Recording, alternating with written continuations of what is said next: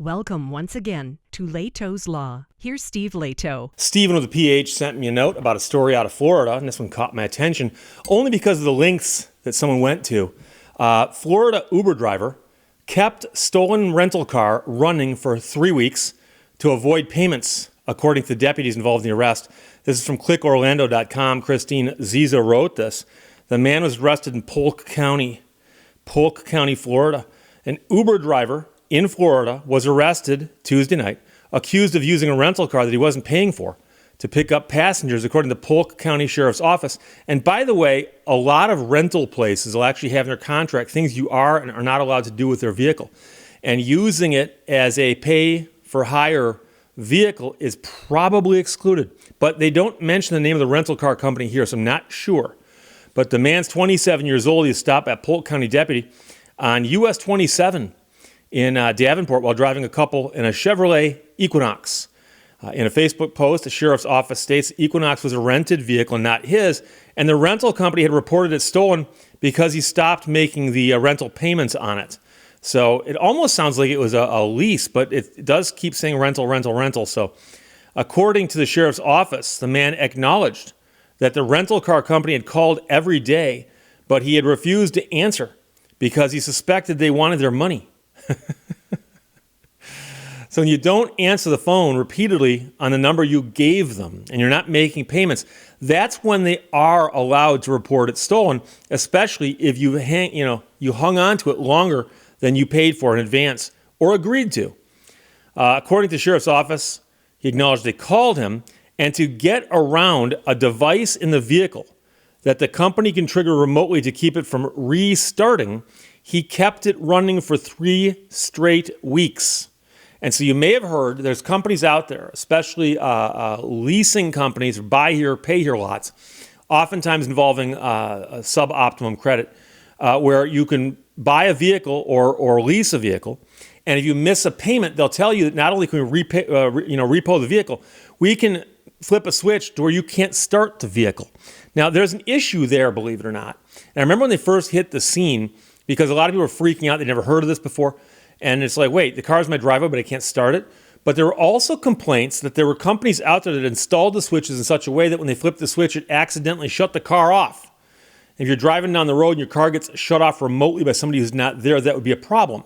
However, of course, people say, no, Steve, that wouldn't make any sense because they simply put in a kill switch that kept the starter motor from engaging.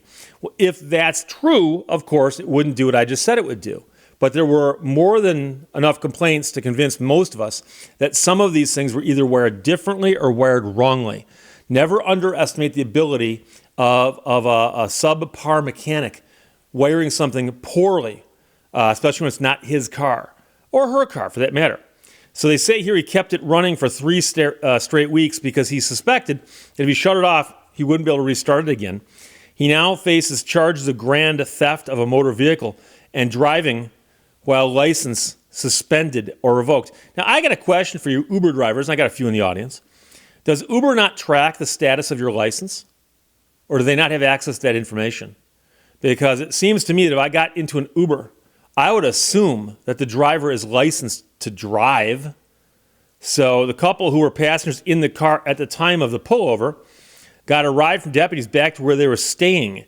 And the reason they're in town from the UK is they were here ahead of their wedding. So they now have a story they can tell everybody that we were in America taking an Uber, and we were there when the car got pulled over and got impounded, and the driver got arrested, and the story made the news, and there's even people on YouTube talking about it.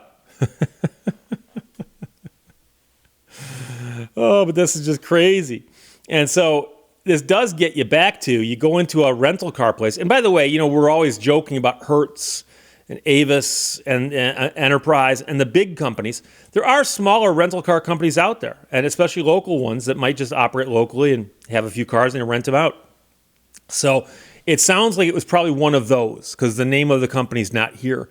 So the sheer irony of this is the fact that I do all these stories about rental car companies, the big ones, accusing people of stealing cars when they haven't. Along comes a story where it appears that a guy did steal a car from a rental car company, and they don't tell us the name of the company. I feel let down. But by the way, as an attorney, I need to point out a couple things. One of which is if somebody in a typical situation rented a car and overstayed their rental, and the car got picked up and they got charged with auto theft, you might be able to raise some defenses and arguments to say, well, I prove that he did this to keep the car from you versus just forgetting when the car was due. There's two big things that are going to get him here. One of which is that he kept the car running for 3 weeks. No one does that unless they've got an extreme reason for doing so. And that is simply that he knew that he couldn't restart the car. And the only reason he knew that is he understood that he had overstayed his rental. The second thing is he's not answering his phone. Now, by itself, the failure to answer your own phone might not be enough to stick you with grand theft auto.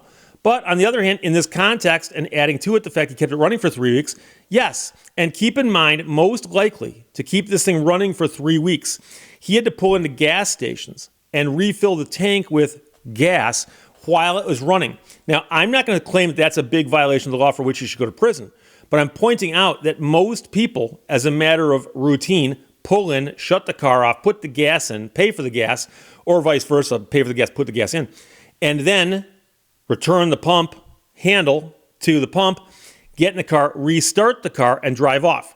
The fact that he refilled the car without doing that would likewise show that he knew something was up. So you got those three things. Of course, two of those are related, keeping the car running and refilling it while running. But it's going to be a bad situation for him if he tries to defend this, because if these facts, and again, if these facts are as reported, he's got some problems. So I don't know how much money he made as an Uber driver. And by the way, deep down, and again, I'm not saying I admire the guy or salute the guy or that I think he should get off scot-free. I do, on one level, have to point out that the guy's working. At least he's trying.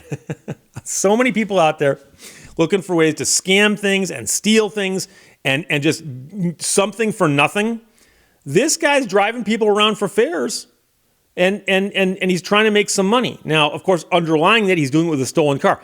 That's a problem. I'll be the first to concede that. But the final thing I'm going to end on here is I joked the other day about somebody who was sending text messages confirming what they're doing was wrong.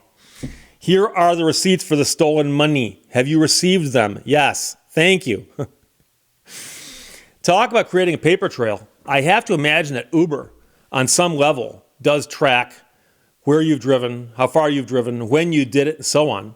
And so they are, and by they I mean the authorities, going to be able to, if they need to, I would assume, get from Uber records and documents showing all the places this car was driven in the 3 weeks it was kept running.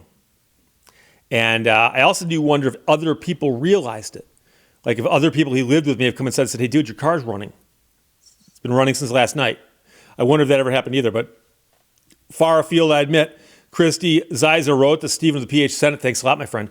From clickorlando.com. So, yeah, it's out of Florida. Uber driver kept stolen rental car running for 3 weeks to avoid payments, according to the deputies who pulled him over. But the good news is they took the couple in the car and got them where they're going. Questions or comments, put them below. Let's talk to you later. Bye-bye. Thank you for watching Lehto's Law. It wasn't the end of the earth, but you could see it from there.